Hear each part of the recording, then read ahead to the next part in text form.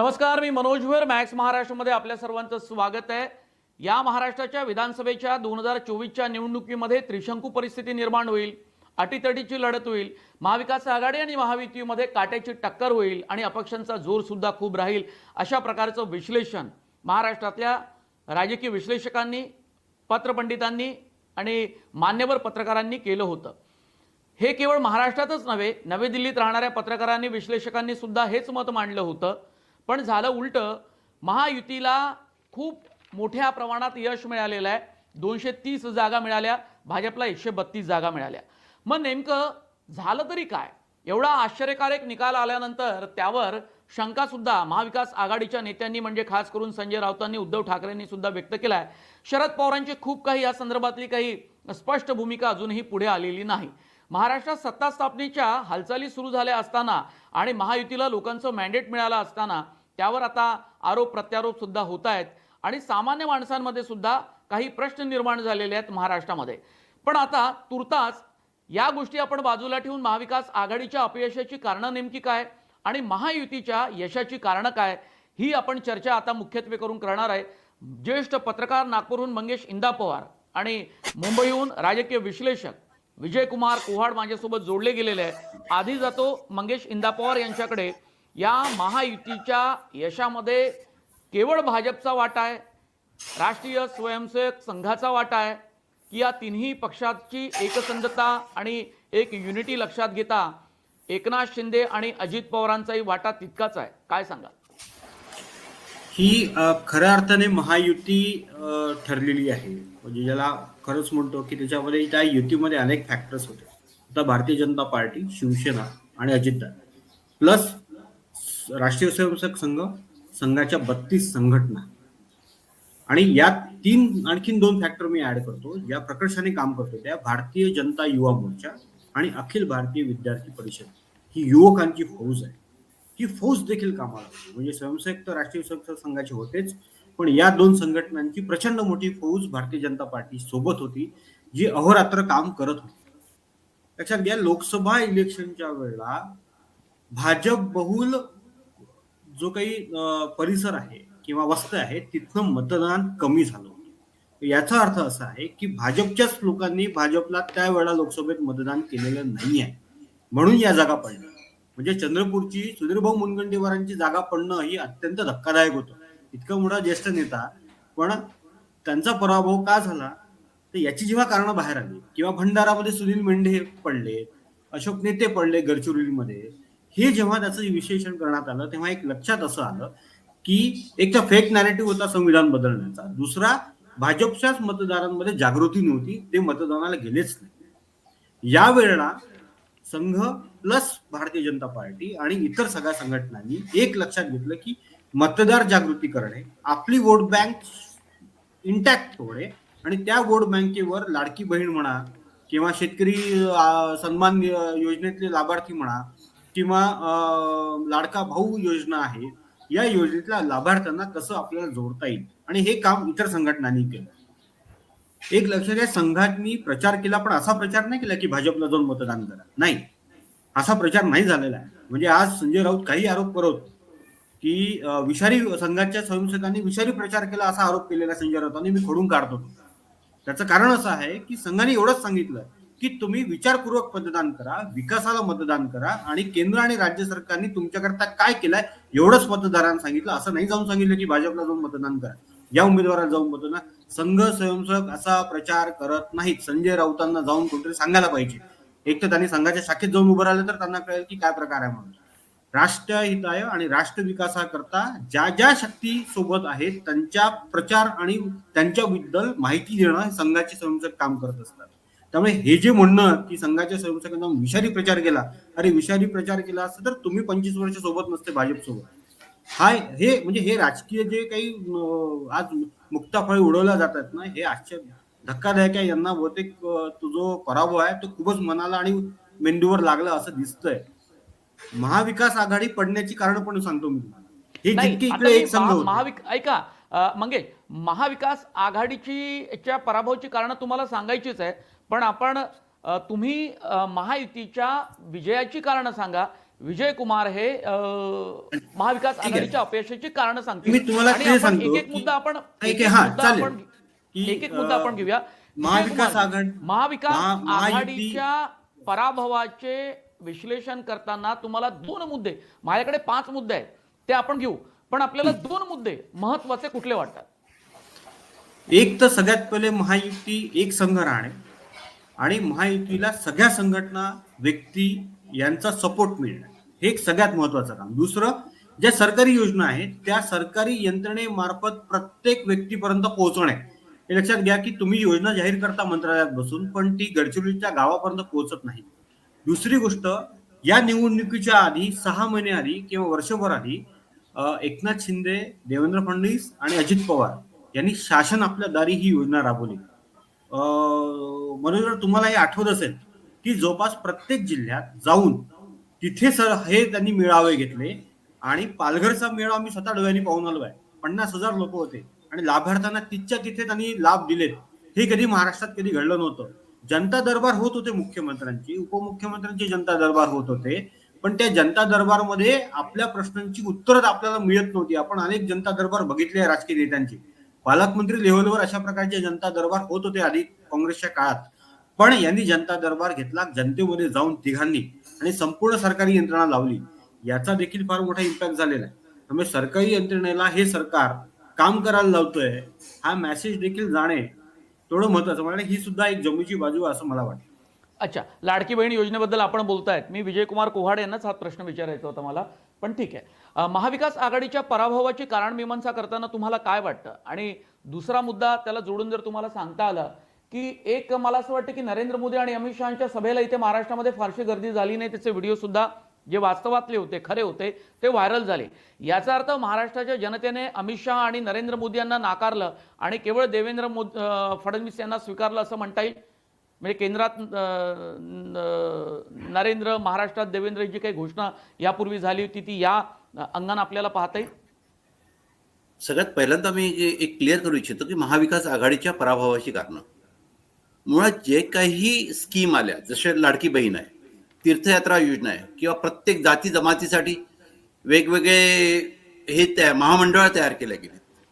मुळात महाविकास आघाडीला त्यांच्याकडे रिव्ह्यू फीडबॅक सिस्टम नावाची एक सेफॉलॉजी मध्ये गोष्ट असते, ज्याच्यानी तुम्हाला जनतेमध्ये कुठल्या स्कीमला काय कशा प्रकारचा प्रतिसाद मिळतो तो बघायचा असतो. अच्छा, आणि त्याच्यामध्ये जर का तुम्हाला काउंटर करायचं असेल तर तुम्ही कशा प्रकारे काउंटर करू शकता त्याची एक मांडणी करायची असते. पण मुळात ह्या महाविकास आघाडीत मी विरोधक म्हणतो, विरोधकांकडे अशा प्रकारची कुठली सिस्टम नसल्यामुळे कुठल्याही योजनेचं यश किंवा अपयश मोजण्यासाठी त्यांच्याकडे कुठल्याही प्रकारचं सिस्टम नव्हतं. त्यामुळे त्यांनी काय केलं, वावदुकासारखं किंवा वाचाळवीर, आता मंगेशजींनी ज्यांचं नाव घेतलंच आहे तर मी त्यांना एक वाचाळवीर म्हणतो, ज्या माणसांनी सकाळी उठून जे मनातील ते बोलत गेले.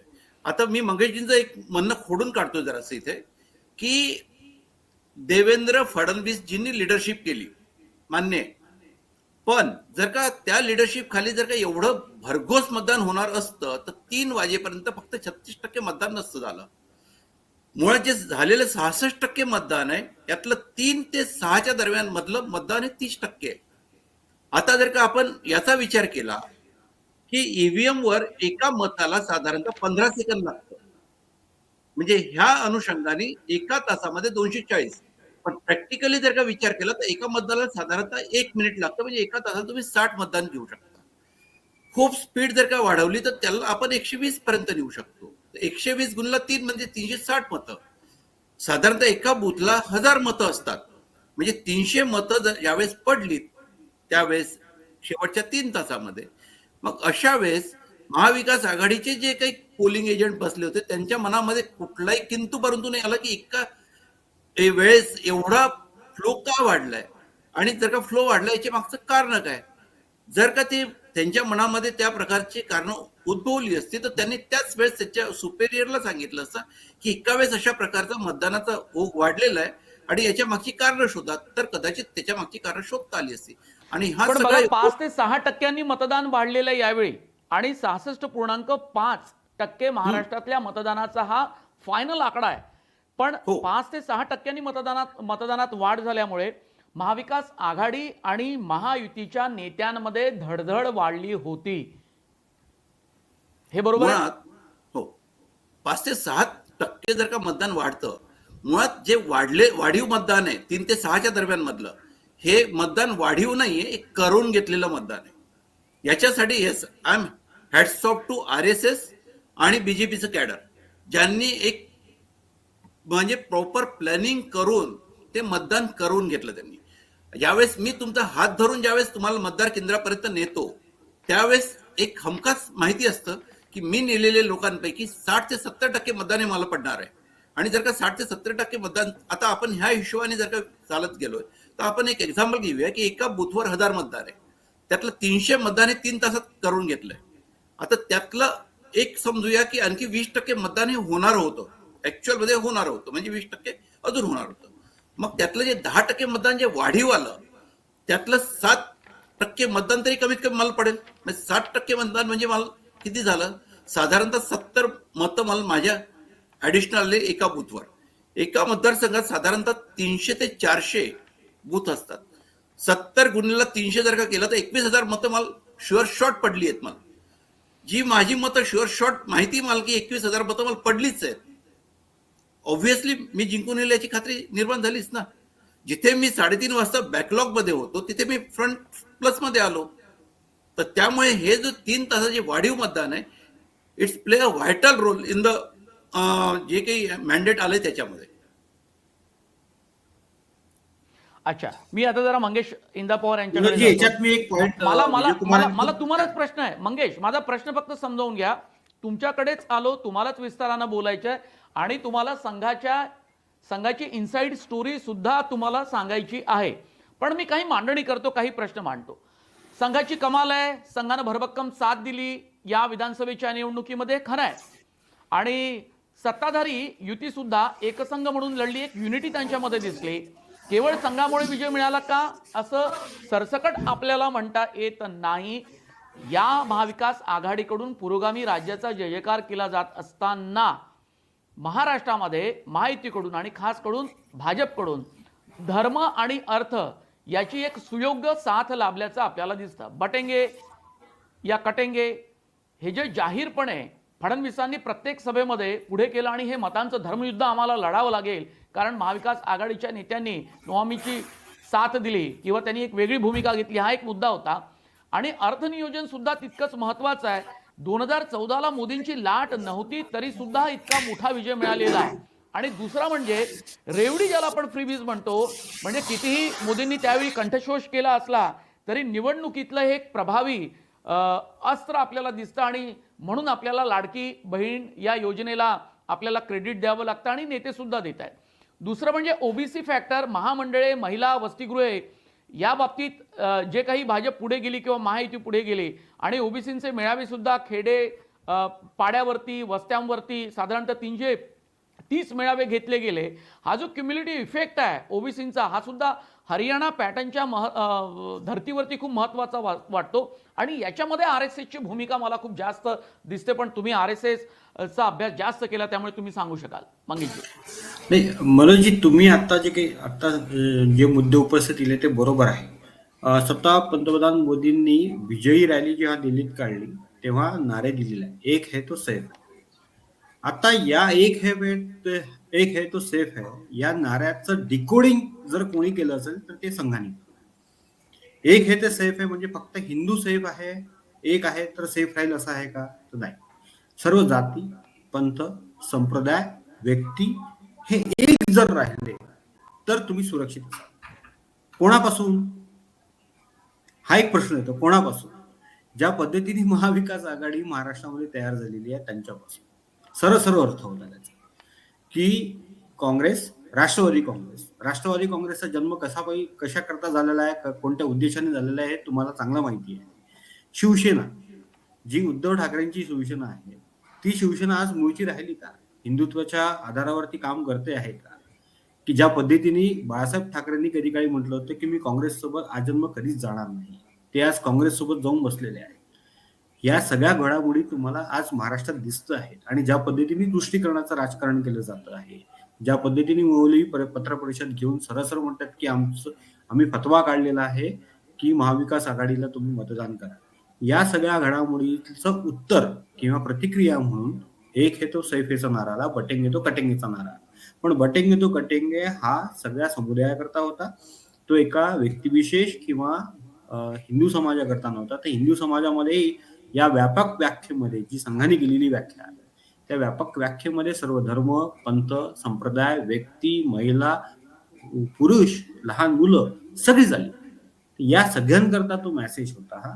आणि त्याचा कितपत परिणाम झाला हा नंतर हळूहळू जसं या इलेक्शनचे आणखीन आकडे आपण डिकोड करू तेव्हा ते लक्षात येईल. पण भावनिक पातळीवर काही वेळा ही निवडणूक गेलेली आहे हे नाकारता येत नाही. पण त्यासोबतच विकासाचे मुद्दे या निवडणुकीत नव्हते असं नाहीये. आज महाराष्ट्रामध्ये समजा 80,000 कोटी रुपयाची गुंतवणूक होत असेल, इन्फ्रास्ट्रक्चरवर समजा 1.5 ते 2-3 लाखाची आज इन्व्हेस्टमेंट होते आहे. या इन्व्हेस्टमेंटला सांभाळण्याची ताकद महाविकास आघाडीकडे आहे का? एक तरी नेता सांगा मला की जो खऱ्या अर्थाने एवढी मोठी इन्व्हेस्टमेंट सांभाळू शकेल आणि राज्याला विकासाच्या मार्गावर नेईल. तुम्ही मेट्रो बंद करता, तुम्ही रस्त्याची कामं बंद करता, तुम्ही स्थगिती आणता, हे या जनतेने बघितलेलं आहे. आणि ज्या लोककल्याणकारी योजना आहेत त्या योजना सुरू होण्याच्या आधीच तुम्ही म्हणतात की आम्ही निवडून आल्यावर या बंद करू. मग अशा व्यक्तींवर, अशा संघटनांवर किंवा राजकीय पक्षांवर लोकांनी कितपत विश्वास ठेवावा अगदी. हा देखील एक मुद्दा विजयकुमार आहे. कोहाड यांच्याकडे जातो, कारण आपल्याला जरा छोट्या छोट्या स्वरूपामध्ये जर उत्तर आपल्याला देता आली तर आपल्याला जरा आणखी काही मुद्दे आपल्याला चर्चेमध्ये घेता येईल. विजयकुमारजी, मला असं मवियाच्या पराभवाची कारणं अशी दिसत आहेत की एक तर आत्मविश्वास महाविकास आघाडीच्या नेत्यांना खूप लढला, तुम्ही त्यांना विस्तारानं सांगू शकाल. पक्षांतर्गत कुरघोड्या सुद्धा खूप मोठ्या झाल्या. धोरणात्मक नेत्यांच्या भूमिकेमध्ये मतभेद झाले, धोरणात्मक सुद्धा त्यांच्या मध्ये मतभेद आपल्याला दिसले. प्रचार सभेत सुद्धा ते फार एकत्र होते असं दिसलं नाही आणि सामंजस्याचा अभाव दिसला. जागा वाटपातील चुका सुद्धा आणि त्यातला जो गोंधळ होता हे एक महत्त्वाचं कारण असू शकतं. आणि मुख्यमंत्री पदाबाबतचा जो वाद आहे, लग्न झाल्याने आणि अपत्यांचं नामकरण करण्याच्या संदर्भामध्ये आपण बोलणं हे काही मला फार म्हणजे कुणालाच उचित वाटत नाही. आणि मवियाचा एकसंधपणा आपल्याला दिसला नाही आणि तो मांडण्यातही त्यांना अपयश आलेलं आहे. प्रचारात आणि विविध कार्यक्रमात सुद्धा एकता दिसली नाही. दुसरं महत्त्वाचं कारण म्हणजे काँग्रेसमधली बंडखोरी सुद्धा तितकीच महत्त्वाची होती आणि बंडखोरीचा फटका सुद्धा त्यांना बसला. म्हणजे उदाहरणार्थ सांगलीमध्ये जयश्री पाटील यांच्याऐवजी पृथ्वीराज पाटील यांना मैदानात उतरवलं गेलं. सोलापूर दक्षिणमध्ये उद्धव ठाकरेंचे अमर पाटील हे उमेदवार होते, पण त्यांना पाठिंबा न देता आणि महाविकास आघाडीचा धर्म न पाळता त्यांनी काय केलं, अपक्ष धर्मराज काडादी यांना समर्थन दिलं. आणि इव्हन म्हणजे मतदानाच्या दिवसापर्यंत हा गोंधळ तर सुरूच होता आणि मतदानाच्या दिवशी उद्धव ठाकरे यांच्या फोटोला जोडे मारले प्रणिती शिंदे आणि सुशीलकुमार शिंदे यांच्या कार्यकर्त्यांनी. तर अंतर्गत वाद जो चव्हाट्यावर आला त्याचा एक नकारात्मक प्रभाव हा लोकांवर झालेलाच आहे. आणि राहुल गांधींचा सहभाग सुद्धा लोकसभेप्रमाणे विधानसभेच्या निवडणुकीत दिसला नाही. त्यांनी केवळ 4 सभा घेतल्या, मोदींनी तशा 6 सभा घेतल्या, पण कमीच घेतल्या या लोकसभेच्या तुलनेमध्ये. तरी सुद्धा देवेंद्र फडणवीस यांचा झंझावती प्रचार प्रसार आणि गडकरींच्या सभा याही सुद्धा खूप लक्षणीय ठरलेल्या आहेत. विजयकुमारजी, मुळात विरोधक म्हणण्यापेक्षा मी इथे काँग्रेसचं नाव स्पेसिफिकली मेन्शन करेन. यांच्यासाठी मी एक म्हणेल की चुकातनं माणसाला सुधारावं लागतं, शिकावं लागतं. पण वारंवार यांच्याकडनं चुका होतात आणि त्या चुकातनं शिकण्याची प्रवृत्ती म्हणजे काँग्रेसमध्ये आहे हे मला थोडं धारिष्ट्याचं ठरेल. कारण आज एकदा नाही, हे वारंवार घडत आलंय. छत्तीसगडमध्ये तेच घडलंय, जिथे क्लिअर मॅन्डेट मिळण्याची शक्यता होती तिथे यांनी मॅन्डेट गमावलं. हरियाणामध्ये तर एक्झिट पोलमध्ये पूर्णतः हे दाखवलं होतं की नाही, काँग्रेसला पूर्ण मॅन्डेट मिळतंय, तरी तिथे गमावलं. आणि आता महाराष्ट्रात तिसऱ्यांदा घडतंय. याचं कारण काय की ह्या ज्या संघटनात्मक जी बांधणी यांची, ही संघटनात्मक बांधणीच मुळात नाही यांची. यांची जी काँग्रेसची जी बांधणी, यांच्याकडे कॅडर नावाची वस्तू नाहीये. यांच्याकडे आहे व्यक्तिनिष्ठ कॅडर. म्हणजे एक जर का मिलिंद देवरा सोडून जर का शिंदे गटात गेले तर मिलिंद देवराशी संबंधित पूर्ण कॅडर हे शिंदे गटात शिफ्ट होतं. यांचं काँग्रेसचं म्हणून कॅडर नाहीये. एक दुसरं जी एक वाक्यता जी तुम्ही बोललात, यस, हा एक बेसिक डिफरन्स आहे महायुती आणि महाविकास आघाडी मधला. की महायुतीमध्ये पण डिफरन्स ऑफ ओपिनियन होते, पण त्यांनी प्रकर्षाने पुढे येऊ दिले नाहीत. ते चार भिंतीच्या आतमध्ये सॉल्व्ह केले गेलेत. पण महाविकास आघाडीचे जे डिफरन्स ऑफ ओपिनियन होते ते पब्लिकली आले आणि त्याचा एक नकारात्मक परिणाम मतदारांवर झाला. त्यांना हे वाटलं की जर आता इलेक्शनच्या अगोदरच जे लोक एकत्रपणे बसू शकत नाही, बोलू शकत नाही, कुठल्याही प्रकारचा विचार शेअर करू शकत नाही, तर हे जर का उद्या सत्तेत आले तर हे करू शकतील का, हा दुसरा मुद्दा होता. आता हे सगळ्यात महत्वाचे हे यांच्या अपयशाची कारण आहे. तिसरं अपयशाचं कारण असं आहे की यांच्याकडे संघटनात्मक ढाचाच नाहीये, किंवा इन शॉर्ट मी हे म्हणेल की शिवसेनेकडे संघटनात्मक ढाचा जरी असला, ऑर्गनायझेशन ज्याला म्हणतो आपण, पण ते ऑर्गनायझेशन हे ट्रेंड आणि डिसिप्लिन आहे का, त्याच्या कम्पॅरेटिव्ह जर का बीजेपी आणि RSS कडे जर का विचार केला तर त्यांच्याकडे ट्रेंड आणि डिसिप्लिन कॅडर आहे, जे जेव्हा विचारात घेतलं, जसं मी सांगितलं की इलेक्शनच्या दिवशी शेवटच्या 3 तासामध्ये 30% मतदान करून घेण्याची कॅपॅसिटी RSS आणि बीजेपीच्या कॅडरमध्ये, ती कॅपॅसिटी खरंच शिवसेना किंवा काँग्रेसच्या कॅडरमध्ये आहे का, तर त्याचं उत्तर नकारार्थी आहे. आणि हे जी कारणं आहेत, ही कारणं यांच्या अपयशाला कारणीभूत ठरलेली आहेत. मंगेश शिंदापवार यांच्याकडे जातोय. होट ऑफ ट्रान्सफर हा महायुतीसाठी खूप अत्यंत महत्त्वाचा ठरला. मी म्हणालो की 5 ते 6% मतदानात वाढ झाली आणि महाविकास आघाडी आणि युतीच्या नेत्यांची धडधड वाढली होती. 66.5% फायनल हे मतदान झालेलं आहे. तर महायुतीच्या यशाची कारणं सांगताना बीजेपीच्या निवडणूक व्यवस्थापनाबद्दल तुम्हाला काय सांगता येईल? याला जोडून तुम्हाला प्रभावी नियोजन पण सांगता येईल, सूक्ष्म नियोजन सांगता येईल. खरं तर हा विषय विजयकुमारांचा होता, पण मला महायुतीच्या संदर्भात तुमचं विश्लेषण हवं. लोकसभा निवडणुकीला देखील यांचं मायक्रो प्लॅनिंग होतं असं नाही आहे की नव्हतं म्हणून, पण विधानसभेच्या वेळेला त्यांनी आणखीन सूक्ष्म केलं आणि याला 2 प्रकारची जोड देण्यात आली. एक तर यांचं जो पन्ना प्रमुख नावाची एक स्कीम आहे, तुम्हाला माहित असेल, किंवा एका बूथवर समजा 1200-1300 मत आहेत, तर या प्रत्येक मतदार यादीतल्या एका पानावर किमान 15 ते 20 किंवा 25 जणांची नावं असतात. या पानाला एक व्यक्ती जोडला आणि या व्यक्तीला म्हटलेलं आहे की तुम्हाला प्रत्येक घरी जाऊन प्रचार करायचा आहे. आपल्या या पन्ना प्रमुखाच्या हातामध्ये तुम्हाला माहिती आहे का की महायुतीने मागच्या 2.5 वर्षामध्ये जी काही कामं केली त्याचा अख्खा लेखाजोखा असणारी पुस्तिका होती. ही पुस्तिका प्रत्येक मतदारांच्या घरात गेलेली आहे आणि त्या मतदाराला हे सांगितलेलं आहे की ही सगळी बेनिफिट्स जर तुम्हाला हवी आहेत, हा मॅनिफेस्टोचा फोटो आहे, पण मॅनिफेस्टो पण गेला आणि केलेल्या कामांची संपूर्ण यादी गेलेली आहे आणि ही ऑथेंटिक आहे. आणि त्याच्या खाली एक ओळ लिहिलेली आहे की राज्य सरकारच्या वित्त आणि नियोजन विभागामार्फत दिलेल्या माहितीनुसार, म्हणजे ऑथेंटिसिटी त्या प्रत्येक माहितीची पेजवर दिलेली आहे. जिथे इकॉनॉमिक सर्व्हे रिपोर्ट आपल्या महाराष्ट्राचा जो येतो त्यातली काही आकडेवारी आहे की बेनिफिट रेशो काय गेला. समजा मी शेतकरी स्वाभिमानी योजना आणली. या शेतकरी स्वाभिमानी योजनेमध्ये आज महाराष्ट्रातल्या समजा 10 लाख 20 लाख शेतकऱ्यांपर्यंत पैसा आम्ही थेट खात्यामध्ये टाकला. केंद्राचा किती शेअर होत होता, राज्याचा शेअर किती होता आणि याची बेनिफिशरी काय, याची तंतोतंत आकडेवारी होती. हे प्रचाराचं तंत्र हे पहिल्यांदा नवीन होतं, जे लोकसभेच्या वेळेला बहुतेक कुठेतरी राहून गेलं, फक्त प्रचार सभांमध्ये होतं, मतदारांच्या हातात काही नव्हतं. तुमचं एक निराधार योजना आहे, घरकुल योजना आहे, याचे लाभार्थ्यांची नावं, दलित वस्ती सुधार योजना आहे त्याचे लाभार्थ्यांची नावं, हे सगळं त्या प्रत्येक वस्तीपर्यंत, त्या व्यक्तीपर्यंत, वोटरपर्यंत पोहोचत होतं आणि हा विश्वास दिला जात होता की हे सरकार जर परत आलं या योजना तर सुरू राहतीलच, प्लस ज्या आम्ही आश्वासन दिलेलं आहे, जे काही आम्ही मॅनिफेस्टो दिलाय त्यातल्या पण योजना सुरू राहतील. हा प्रचार जो आहे ना, हा खूप मायक्रो लेवलवर होता आणि मॅन टू मॅन मार्किंग आपण जे म्हणतो की आपण हॉकीमध्ये जे खेळताना की ज्या पद्धतीने जर्मनी हॉकी खेळते, मॅन टू मॅन मार्किंग करते, ती फॉरवर्डला जाऊच देत नाही, एका व्यक्तीमागे 4 व्यक्ती जोडतात. अशा 4 व्यक्ती एका मतदारामागे, संघ, भाजप, एबीव्हीपी, भाजयुमो आणि परिवार संघटना, ही जी मॅन टू मॅन मार्किंग आहे ना, हा याचा इम्पॅक्ट आहे. मला एक सांगा, दुसरं मला असं दिसतं की मी जेव्हा प्रभावी नियोजन आणि सूक्ष्म व्यवस्थापन असं म्हणतो, त्यांनी राज्य पातळीवरील निवडणूक ही हायपर लोकल मुद्द्यांवर आणून ठेवली होती, ही आपण लक्षात घेतलं पाहिजे. आणि शिवाय मतदार संघ न्याय विकास निधी कुठे कुठे दिला, त्या विकास निधीचे आकडे सुद्धा त्यांनी आपल्या प्रचारादरम्यान महायुतीच्या नेत्याने, खास करून भाजपने, फडणवीसांनी हे जनतेसमोर ठेवले आणि त्याला कन्व्हिन्स करण्याचा प्रयत्न केला होता.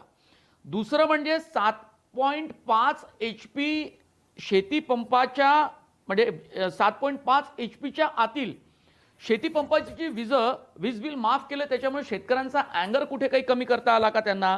खूप आणि मोठा. दुसरं म्हणजे सोयाबीनचा मुद्दा इतका मोठा होता आणि त्याच्यामुळे खूप संताप होता, क्रोधित झाले होते शेतकरी.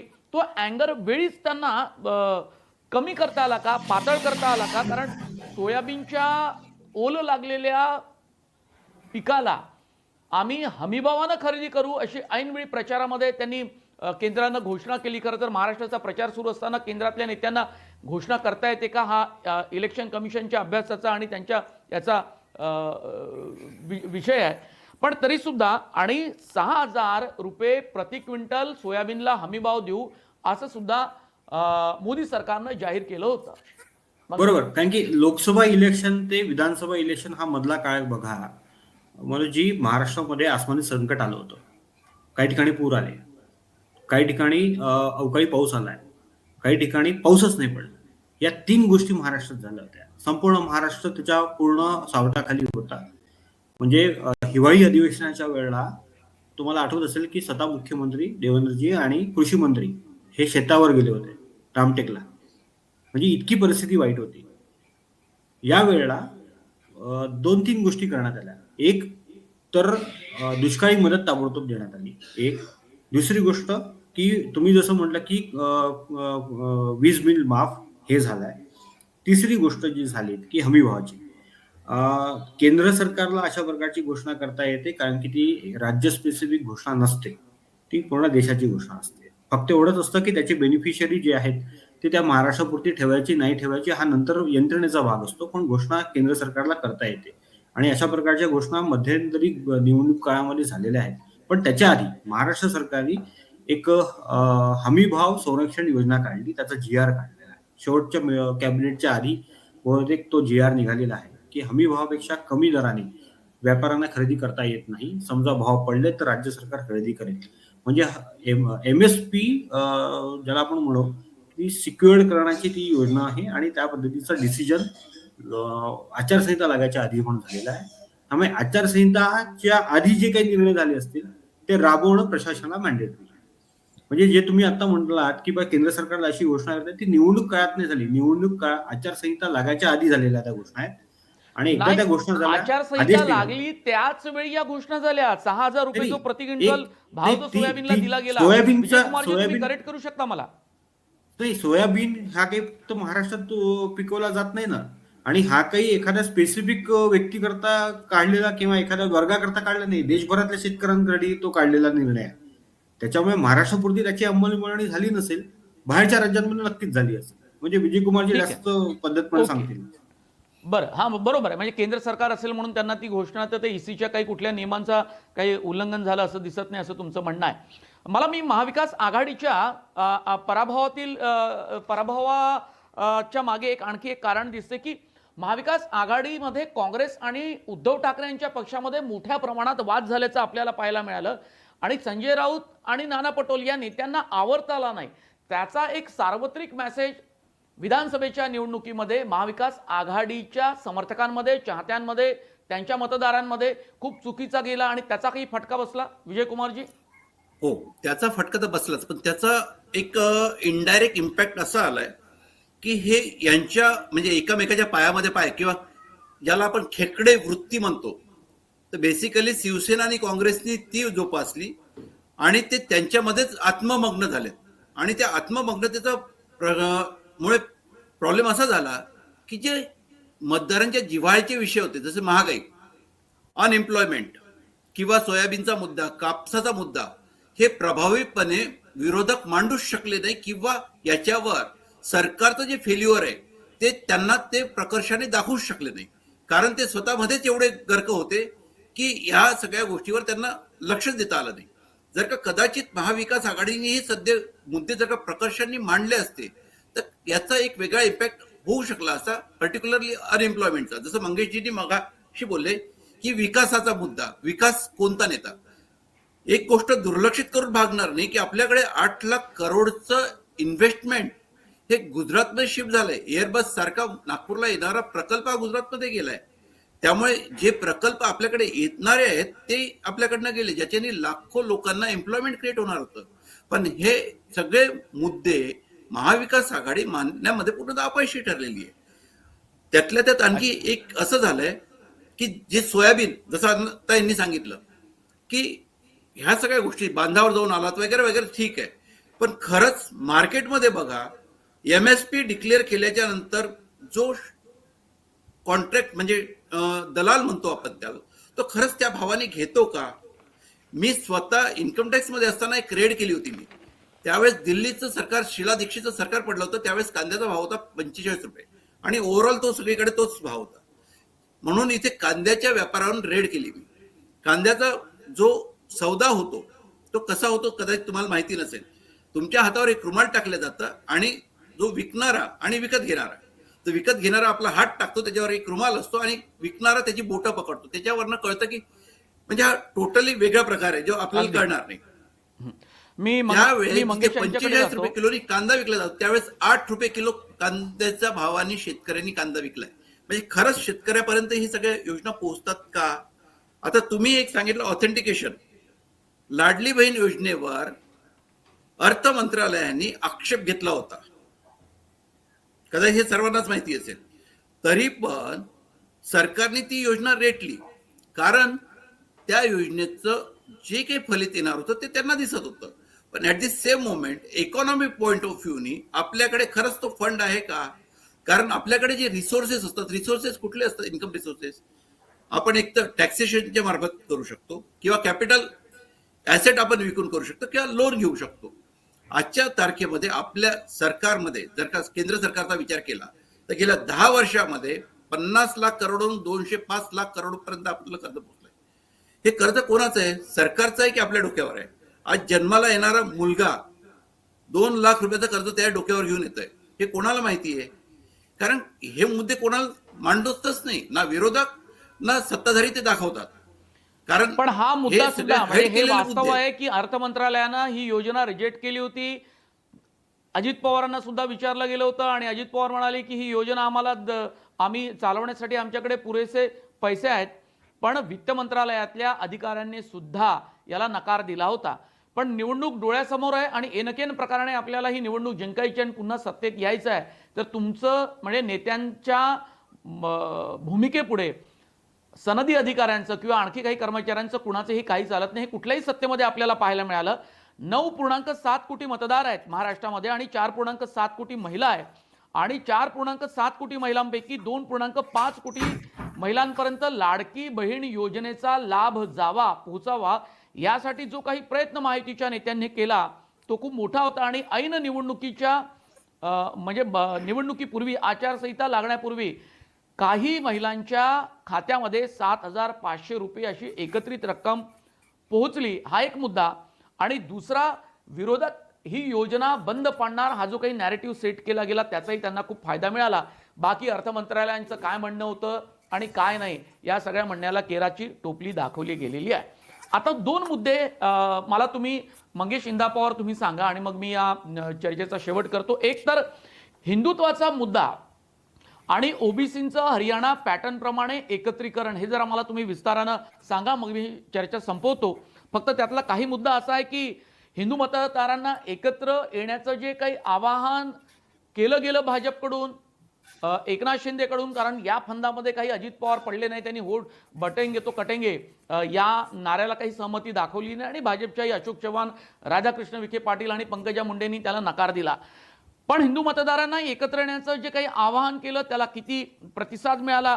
लोकसभेत गाफील राहिला, आता गाफील राहू नका म्हणून हिंदुत्ववादी, तुम्ही गाफील राहिला म्हणून हिंदुत्ववादी पक्षांना फटका बसला. हा जो काही नॅरेटिव्ह सेट करण्याचा प्रयत्न केला तोही झाला असं दिसतं. तुम्ही मला सांगा नेमकं काय झालं? आणि एकनाथ शिंदे यांनी मराठवाड्यामध्ये हिंदू मराठा म्हणून जी काही साद घातली, तो प्रयत्न केला, त्याला किती यश मिळालं? कारण फडणवीसांनी सांगितलं की जे काही मराठे आहेत महाराष्ट्रामध्ये त्यातले 80% मराठे हे हिंदुत्ववादी विचारसरणीचे किंवा हिंदुत्ववादी आहे.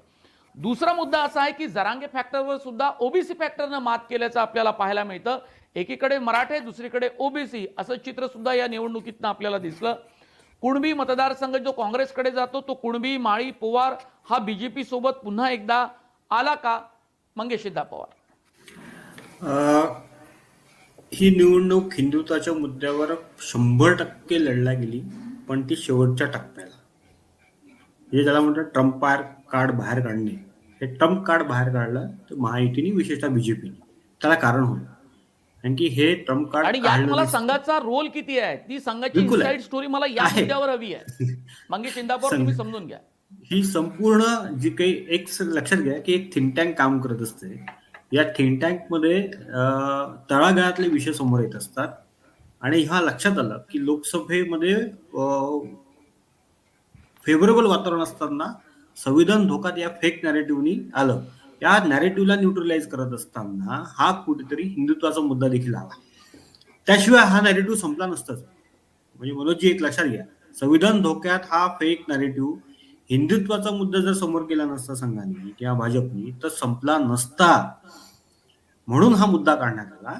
आणि हे काढण्याकरता तळागाळातल्या कार्यकर्त्यांकडनं आलेले जे इनपुट्स होते, लोकसभे निवडणुकीच्या वेळेला आलेले इनपुट्स आणि विधानसभा निवडणुकीच्या आधी असलेले इनपुट्स, तेव्हा हे लक्षात आलं की आपला हिंदू समाज हा वेगवेगळ्या गटांमध्ये विभागलेला आहे, जातींमध्ये विभागलेला आहे. त्याला जर एक करायचं असेल तर आपल्याला बटेंगे तो कटेंगे किंवा एक है तो सैफ है हा नारा द्यावा लागेल.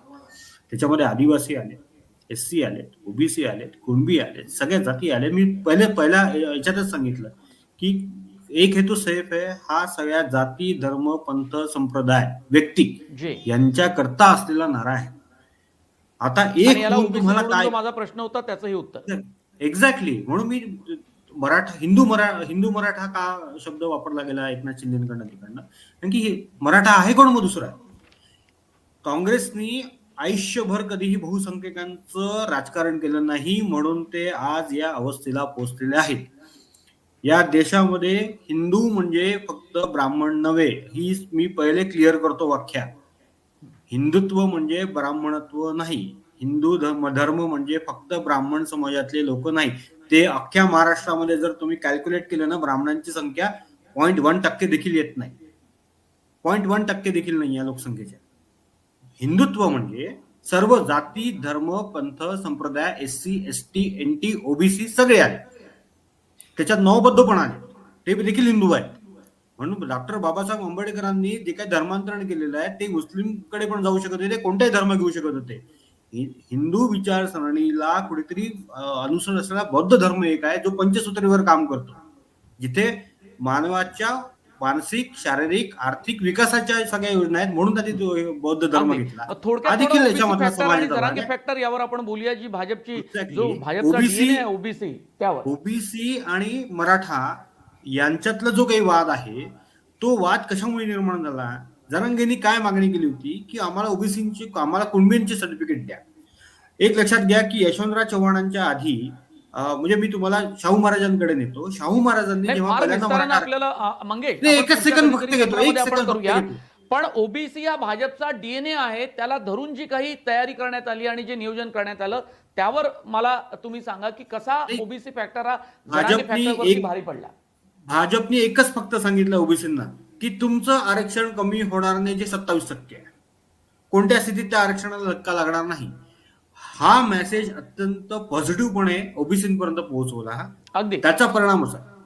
बरं, मी विजयकुमार कोहाड यांच्याकडे जातो, त्यांना काहीतरी बोलायचं आहे. विजयकुमारजी, बेसिकली बटेंगे तो कटेंगे याच्यावर थोडंसं मला भाष्य करायचं आहे. 2014 मध्ये एक हिंदुत्ववादी सरकार येतं जिथे 85% ज्या देशामध्ये हिंदू आहे, आणि त्याच्यानंतर इथला हिंदू अनसेफ होतो, आणि त्याच्यानंतर एक आहे तो सेफ आहे किंवा बटेंगे तो कटेंगे सारखे जर का नॅरेटिव्ह सेट होतात, मला वाटतं हे याच्यापेक्षा मोठं दुर्दैव नाहीये. याचा अर्थ हे झाला की हिंदुत्ववादी सरकार आपल्या हिंदू लोकांना प्रोटेक्ट करायला कुठेतरी कमी पडतंय का, की जेणेकरून त्यांना अशा प्रकारची घोषवाक्य वापरावी लागतात की तुम्ही एकत्र या, नाही तर तुम्ही बाजूला व्हाल. याच्या अगोदर 14च्या अगोदरही हिंदू होता, मग त्याच्या अगोदर तो अनसेफ होता का, की आता 14च्या नंतर तो अनसेफ झालाय? बेसिकली हा माझा प्रश्न आहे मंगेशजींना. ठीक आहे, आता मंगेशजींनी काय आपली एक मांडणी त्यांची जी होती काही भाजपची इनसाईड स्टोरी, संघाची इनसाईड स्टोरी ही त्यांनी मांडलेली आहे. खूप वेळ झालेला आहे. मी चर्चेचा समारोप करतो, शेवट करतो. दोन्ही मान्यवरांचे खूप पुन्हा एकदा आभार मानतो आणि ही चर्चा इथेच थांबवतो. तुम्हाला ही चर्चा धन्यवाद. प्रेक्षकांना कशी वाटली ती तुम्ही कमेंट बॉक्समध्ये जरूर कळवा आणि मॅक्स महाराष्ट्र हे आमचं डिजिटल न्यूज चॅनल जर सबस्क्राईब केलं नसेल तर ते अवश्य करा. दोन्ही मान्यवरांचे खूप खूप आभार आणि प्रेक्षकांचे सुद्धा.